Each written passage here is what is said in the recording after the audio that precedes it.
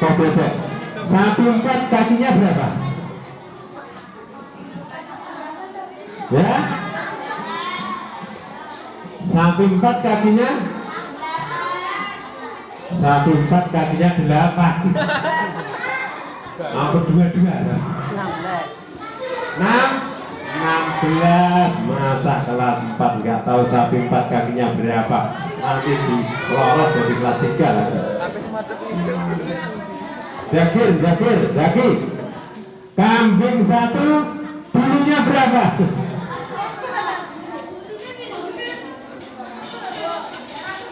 Bulunya 1. Kempel. Bulunya 1. Bulunya tidak dapat dihitung. Maka kalau orang itu kurban, pahalanya itu lebih banyak dari bulunya. Kebaikannya itu tidak terhitung jumlahnya. Siapa yang ayahnya korban ini ikut korban? Masalah korban. Ayahnya, ya kalau kamu belum boleh korban. Yang ayahnya korban semua ya. Alhamdulillah. Korban semuanya satu. Perhatikan sekarang. Nah, aku sekalian, korban itu penting, ya kan? Penting.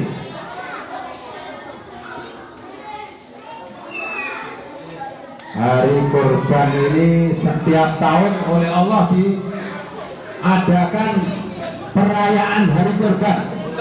Umat Islam semuanya setiap tahun supaya mengadakan acara korban.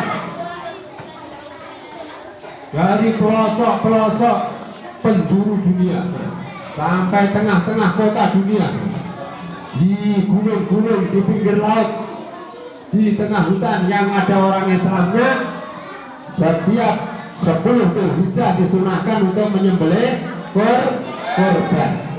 Ini adalah peringatan yang sangat penting bagi umat Islam supaya semuanya itu berkorban. Semuanya supaya berkorban. Katakan dunia yang kita tempati hari ini akan meningkat. Dunia ini akan berkembang. Dunia ini akan maju apabila manusia itu mengumbar hawa nafsu, membebaskan keinginannya dengan nafsu, dengan keinginan. Pengen ini ikut, pengen ini buat, pengen ini buat, maka dunianya akan maju. Kalau manusia itu nggak punya kepinginan, dia loh. Makan nggak mau, minum nggak mau, pergi ke sana ya nggak mau. Pokoknya kepinginannya sudah nggak ada, sudah pengennya mau mati saja, nggak pengen apa-apa, maka nggak akan berkembang ini dunia. Bangun rumah nggak mau, nikah nggak mau, sekolah nggak mau, apa-apa nggak punya keinginan, maka dunia ini ambruk, nggak ada yang berkeinginan apa-apa. Ya. Tapi kalau semuanya pada punya keinginan, pengen beli ini, pengen buat ini, pengen begini, nafsunya, keinginan apa saja, akhirnya dunia ini berkembang, maju. Tapi sebaliknya, anak-anakku, agama, tahu agama ya?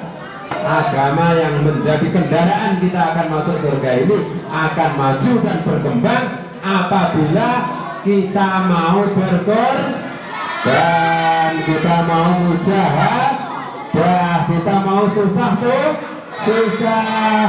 ngaji susah apa pena? Nah, anak putri ngaji susah apa senang? Susah.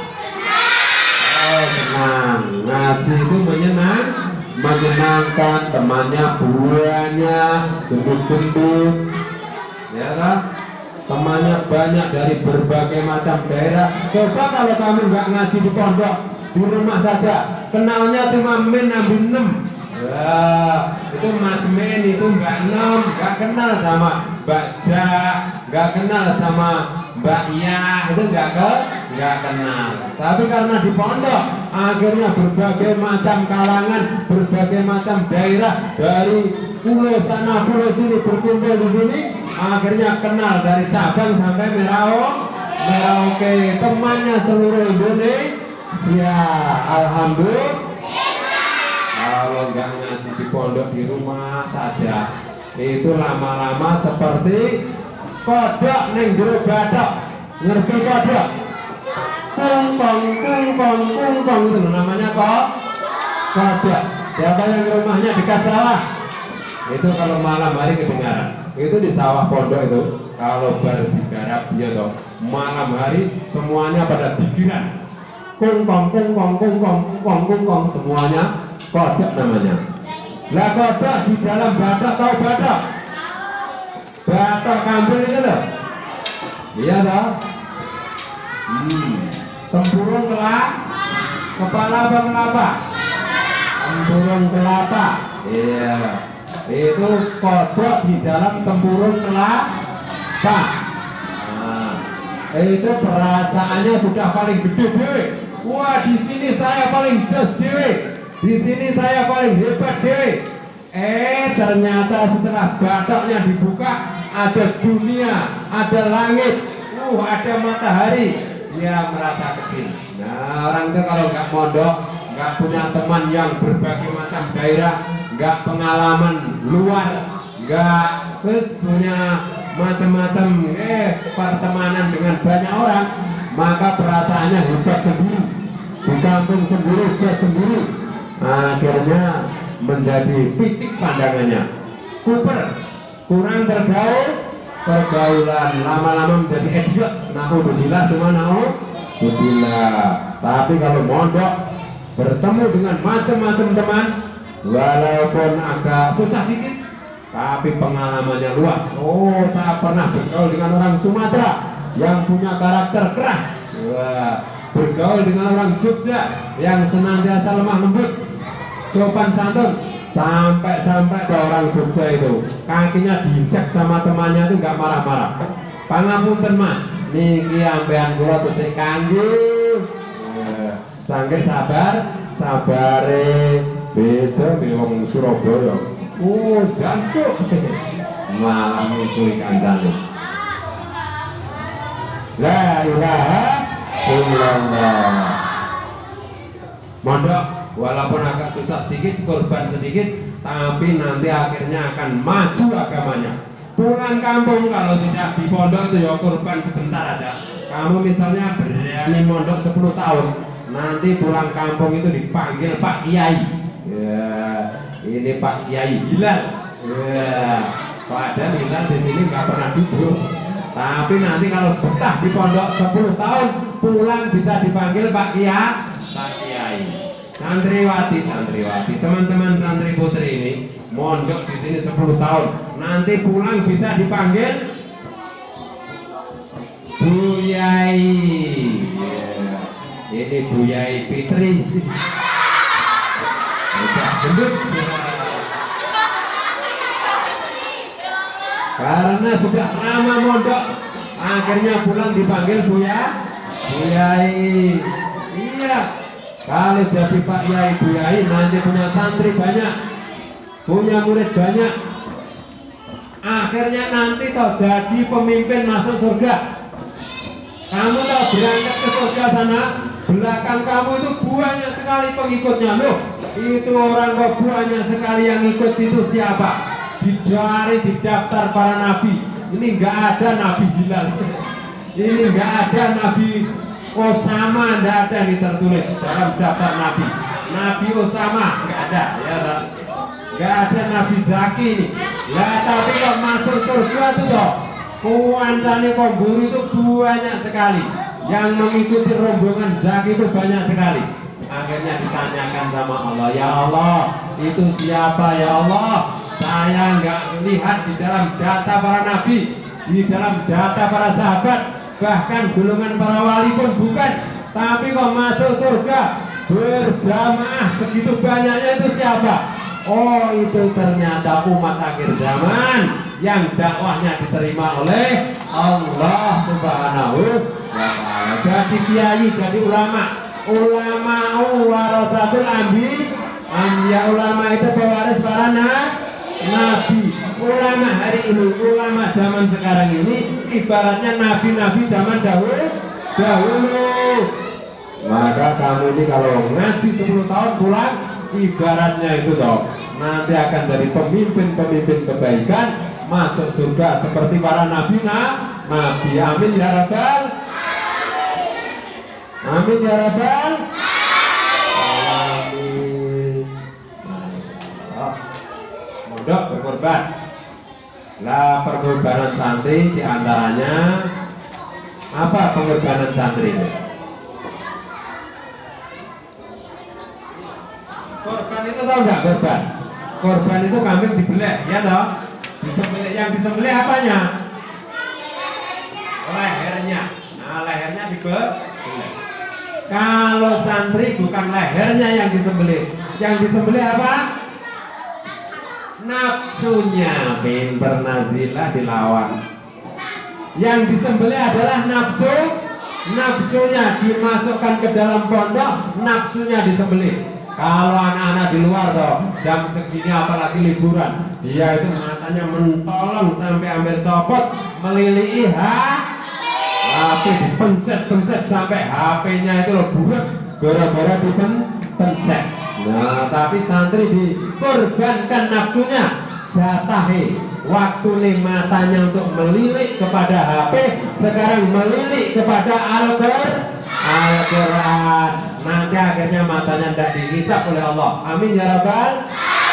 Ini mata pernah digunakan untuk memandangi Al-Quran seharian suntuk, dari pagi sampai sore melilihi huruf-huruf Al-Quran.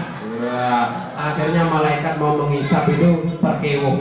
Ini mata barokah, ini tidak usah ditanya, ini langsung diampuni saja. Amin ya rabbal.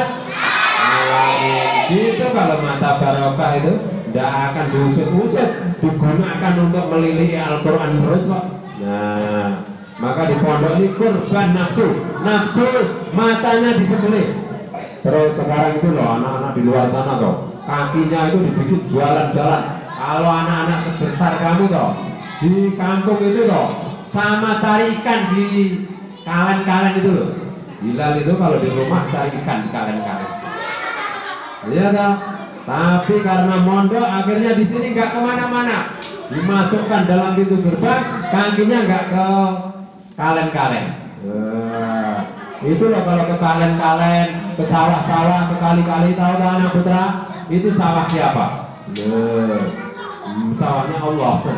Itu kalen siapa? Nanti kalau injak-injak tanaman, ngerusak, nanti dihisap kakinya. Ini kaki kurang ajar, nginjak tanaman orang. Akhirnya nanti banyak hisapnya, susah kakinya mau berangkat kepada kebaikan. Tapi kalau kaki yang disembelih nafsunya, kaki didiamkan untuk duduk iftiros, duduk tawaruk, duduk di hadapan majelis seperti pagi hari ini, kakinya nanti tidak dihisap. Kakinya diganti kaki emas oleh Allah Subhanahu wa ta'ala. Ini kaki barokah, ini tidak pernah digunakan untuk jalan kepada kemaksiatan. Itu kakinya, nafsu kakinya disembelih. Pendengarannya, orang kampung hari ini pada mendengarkan televisi, mendengarkan musik-musik, naudzubillah. Orang kalau di dunia suka mendengarkan musik-musik, nanti dia itu tidak akan mendengarkan musik di surga. Nggak boleh musik-musik itu, yang apalagi yang sur-sur ya, yang menaikkan apanya, nggak boleh. Ya, mendengarkan bacaan Al-Quran, maka telinganya akan barokah. Doa kepada Allah, ya Allah perdengarkanlah kebaikan-kebaikan kepada telinga saya, dan berilah kemampuan untuk mengamalkan kebaikan. Telinganya disembelih nafsu mendengarkan, pikirannya, hatinya, semuanya di pondok itu nafsunya disembelih. Bagaimana, siap semuanya? Siap semuanya? Ya, dua ini sudah tahun ajaran baru ya toh. Yang kelas 1 gak naik kelas 2. Alhamdulillah. Kelas 1 yang gak naik ada enggak? Hilal naik enggak Hilal? Naik. Alhamdulillah. Kalau Hilal naik berarti semuanya naik. Iya. Hilal paling munyer-munyer di. Enggak boleh sekarang udah kelas 2 ya toh. Kelas 2 enggak boleh munyer-munyer. Nah, duduk di kelas mendengarkan bu guru. Ya toh. Nanti kalau masih munyer-munyer dicincang kakinya. Nah, karena kita sudah punya banyak cincang. Kemarin sapinya itu 1 toh. Kambingnya berapa di sini? Ya, kambingnya berapa di pondok? 15. Punya tali kambing 15. Nanti anak kelas 1 jumlahnya berapa? Yang jalan-jalan kemana-mana dicecang kakinya. Nah, nggak boleh. Kelas 1 duduk di tempat duduknya dengarkan bu guru. Biar naik ke kelas 2. Kelas 1 jalan-jalan sampai bu gurunya mumet. Nah, nggak boleh. Ya toh? Kelas 2 naik semuanya. Kelas 2 naik ke kelas 3 semua. Ali naik nggak Ali? Naik. Ali naik, nggak masuk sekolah naik juga. Ya, Ali naik. Anak putri naik semuanya kelas 2. Ada nggak yang tidak naik ini satu pondok ini? Nggak ada, semuanya naik. Masya Allah, alhamdulillah. Ini hadiah untuk kalian semuanya. Bisa naik semuanya, berarti kalian hebat semuanya. Bisa naik ke kelas yang lebih tinggi. Zaki naik percobaan. Nah, nanti kalau sampai ulangan tahun depan 1 semester itu 3 bulan, 1 bulan, kok nilainya belum standar kelas 6, nanti dipersilakan turun lagi kelas 5 bersama Pak Ustadz. Gimana? Ya. Ada ini anak-anak yang naik percobaan. Dicoba dinaikkan kelas 6 dulu. Nanti kalau nggak bisa mengikuti, dikembalikan ke kelas asalnya biar jadi ranking 1. Nah, Zaki pilih mana? Kelas 6 tidak dapat ranking, sama kelas 5 ranking 1 pilih mana? Pilih kelas 6. Oh, pilih kelas 5 ranking 1 dapat hadiah. Nah, gimana? Ya ada ini sebenarnya ada, tapi rahasia. Anak putri juga ada, anak putra juga ada. Naiknya itu karena ya diuji coba dulu, dinaikkan dulu. Nanti kalau di kelas atasnya tidak layak sebagai kelas di atasnya, kelas 2 naik kelas 3 gak layak dari kelas 3 dalam 1 catur bulan, nanti dikembalikan ke kelas berikutnya bawahnya. Maka harus semangat, sungguh. Sudah capek? Sudah capek apa belum? Sudah ya. Nah sekarang peraturan untuk tahun ajaran baru. Sekarang insya Allah di luar sana sudah normal, sudah nggak ada corona sudah meninggal dunia. Ya sudah nggak ada lagi. Maka nanti setiap hari Senin ada upacara. Menyanyikan lagu Indonesia Raya. Kita ini orang Indonesia harus bangga hidup di Indonesia, ya toh. Menyanyikan lagu kebangsaan. Masa santri nggak apa lagu kebangsaan? Padahal yang membuat negeri ini bebas merdeka adalah para ulama beserta santri. Ya, maka nanti akan ada upacara hari Senin. Upacara hari Senin pakai seragam apa? Merah putih. Seragamnya dicari. Yang masih nyungsep di mana karena kemarin nggak boleh dipakai. Sekarang seragamnya dicari. Kalau dicari dalam 1 minggu nggak ketemu, harus laporan kepada bu guru. Nanti beli baru lagi. Karena nanti kalau nggak pakai seragam akan disuruh berdiri di depan teman-temannya. Yang putra berdiri di tempat putri, yang putri berdiri di tempat putra. Iya, biar malu. Ya, kamu harus pakai seragam sesuai harinya. Hari Senin seragamnya apa? Merah putih. Hari Selasa seragamnya apa? Hari Rabu seragamnya apa? Hari Kamis seragamnya apa? Hari Kamis libur bebas, ya kan? Hari Jumat seragamnya apa? Hari Sabtu seragamnya apa? Hari Minggu seragamnya apa? Kemarin ada yang usul dari kelas 6 yang jauh. Kalau Minggu itu seragamnya hitam aja kan. Karena kalau Senin itu pakai seragam merah putih, dipakai Minggu itu sudah pada reget jumet. Waktu itu kita bolehkan untuk hari Minggu pakai hitam-hitam. Wah, ataupun bebas. Nah, karena hari Senin biar kepling. Hari Senin loh bajunya sudah pada water, bahkan sudah pada nggak ada karena dipakai hari Minggunya. Tapi yang ada apa-apa, nanti gampang kondisional, boleh bisa pakai, boleh ditambah. Terus setelah itu alat-alat tulis semuanya harus komplit, ya. Punya pena, punya pensil, punya penghapus, punya buku tulis. Buku tulis kelas 2 berapa jumlahnya? Buku tulisnya berapa? Pelajarannya berapa? Terus buku tulisnya berapa? Kelas 2? Kelas 2 4. Kelas 2 buku tulisnya 4. Buku tulisnya jangan hanya 1. Masa semua pelajaran semua amburadul di situ terus akhirnya hilang. Ya, bingung akhirnya. Ya, buku tulisnya minimal ada 4. Kelas 3 berapa buku tulisnya?